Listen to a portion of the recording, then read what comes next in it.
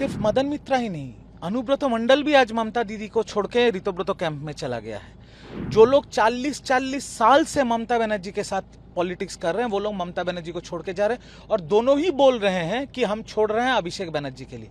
मदन मित्रा अभिषेक बनर्जी को हिटलर बोल रहे हैं, अनुब्रत मंडल बोल रहे हैं अभिषेक के लिए मैं जेल गया था।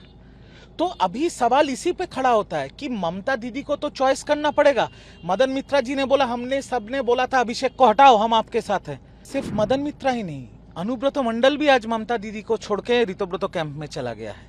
जो लोग 40 साल से ममता बनर्जी के साथ पॉलिटिक्स कर रहे हैं, वो लोग ममता बनर्जी को छोड़ के जा रहे हैं और दोनों ही बोल रहे हैं कि हम छोड़ रहे हैं अभिषेक बनर्जी के लिए। मदन मित्रा अभिषेक बनर्जी को हिटलर बोल रहे हैं, अनुब्रत मंडल बोल रहे हैं अभिषेक के लिए मैं जेल गया था। तो अभी सवाल इसी पे खड़ा होता है कि ममता दीदी को तो चॉइस करना पड़ेगा। मदन मित्रा जी ने बोला, हमने सबने बोला था अभिषेक को हटाओ, हम आपके साथ हैं। ममता दीदी अभिषेक को सचिन तेंदुलकर समझ रहे हैं, बट है वो पाड़ा का पोल्टू। अब ममता दीदी को कौन समझाने जाएगा? पोल्टू से नहीं हो पाएगा। अब ममता दीदी शायद उसको बचा रहे हैं क्योंकि पूरा इतना साल का जो भ्रष्टाचार का पैसा अभिषेक उठाया है, ये इसका तो नॉलेज सिर्फ उसी के पास है ना कि देश में विदेश में कहाँ क्या रखा हुआ है। तो शायद इसीलिए आज तो ममता दीदी पार्टी के बारे में नहीं सोच रही है। आज तृणमूल रहे ना रहे, तृणमूल भाड़ में जाए, अभिषेक सुरक्षित रहना चाहिए। आज अभिषेक बनर्जी को जो पुलिस प्रोटेक्शन मिला, हर एमपी को मिलता है, क्यों ऐसा वीआईपी प्रिविलेज मिल रहा है? यहां सवाल यहां पर हो रहा है। कोई नहीं रहेगा कालीघाट तृणमूल में, कोई नहीं रहेगा दीदी के साथ।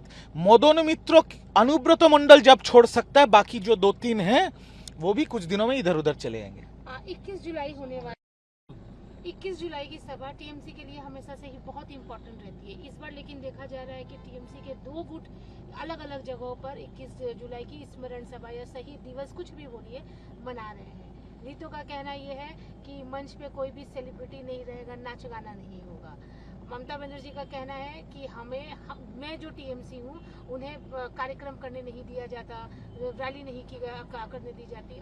अल्टीमेटली कोर्ट जाना पड़ा उन्हें और बिरला प्लेनेटोरियम के पास में उन्हें जगह दी गई। पहले मुझे आप एक चीज बताइए कि सही 21 जुलाई कितने शहीद दिवस हो रहे हैं कलकत्ता में? कांग्रेस कर रहा है, ममता बनर्जी कर रही है, ऋतुव्रत तृणमूल कांग्रेस कर रहा है, एनसीपीआई भी करेगा बोल रहा है। अब तो सिर्फ लेफ्ट बाकी है जिन्होंने गोली चलाया था, वो भी एक कर ले। तो शहीद दिवस का तो एक मजाक बना के रख दिया है सब पार्टियों ने। पहला बात ये। दूसरा बात यह है कि चलो इस बार कम से कम पहली बार शहीदों का किस्मत अच्छा है कि शहीद दिवस मनाया जाएगा, शहीदों को प्रणाम किया जाएगा, शहीदों को याद किया जाएगा। क्योंकि इतने दिन शहीद दिवस के नाम में सिर्फ तृणमूल कांग्रेस अपना शक्ति दिखाती थी।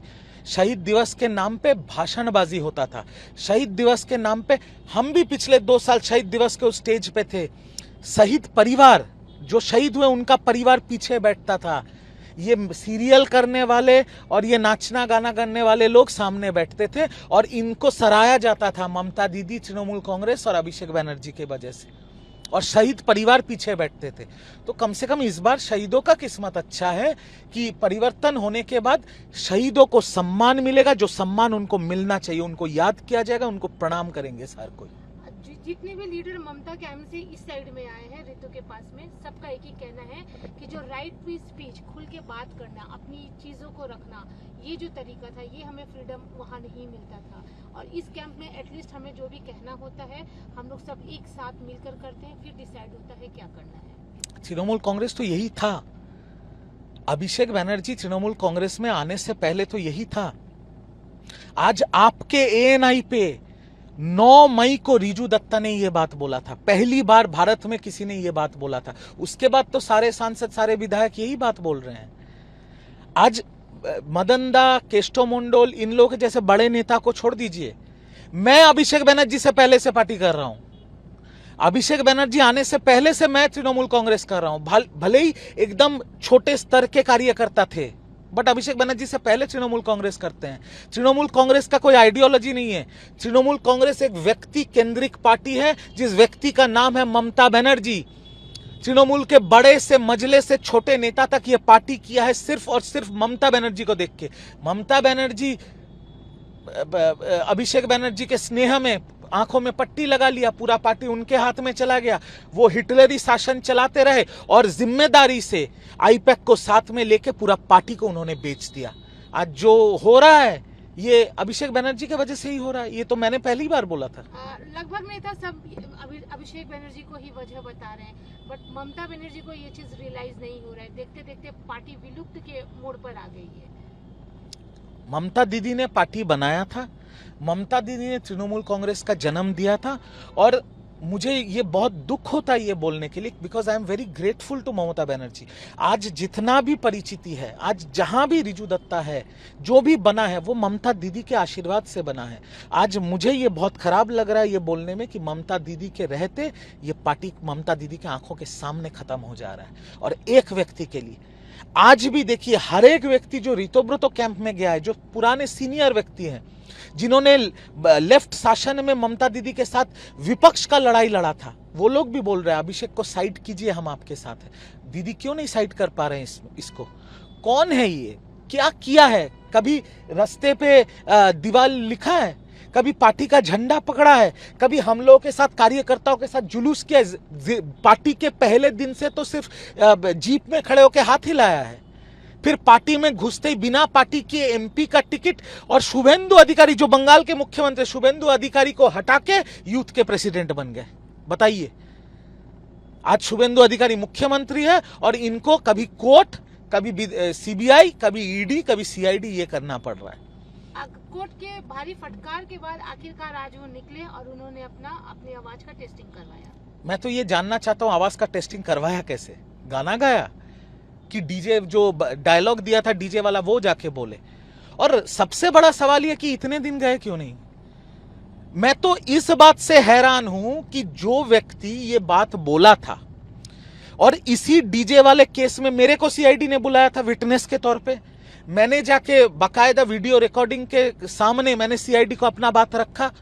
मैं तो उस दिन भी सीआईडी को बोला, जब मुझे पूछा गया था, मैं हर सवाल नहीं बोल सकता कि अभिषेक बनर्जी क्यों नहीं आ रहे। मेरा सवाल तो यही था कि जो बात उसी व्यक्ति ने कहा है, सार्वजनिक मंच से कहा है, मीडिया के सामने कहा है, जो पार्टी का ऑफिशियल सोशल मीडिया हैंडल से जिसका प्रचार हुआ है, तो वे व्यक्ति क्यों नहीं जाके अपना वॉइस सैंपल दे रहे हैं? शायद और बाकी जो केसेस हैं जहां पर कुछ वॉइस सैंपल्स है, शायद वहां पर मैचिंग हो जाएगा, और मैचिंग हो जाने से तो फिर दिक्कत बढ़ जाएगी। एक और चीज है, ममता बनर्जी लाइव आई थी आज, उन्होंने एक बार फिर से पुलिस को ही टारगेट किया, बोला बीजेपी का होकर काम कर रही है। अपनी हार को लेकर फिर से उन्होंने यही कहा कि मैं हारी नहीं, हमें हराया गया है। अल्टीमेटली उनका अभी तक वो जो मोड है वहीं पे अटका हुआ है। मुझे खराब लगता है दीदी के लिए, खराब लगता है। एक इंग्लिश में कहावत है, if an ostrich puts her head in the sand does not mean there is a storm brewing outside. तो दीदी अभी घर पे है, दीदी का आंदोलन सिर्फ फेसबुक लाइव पे है।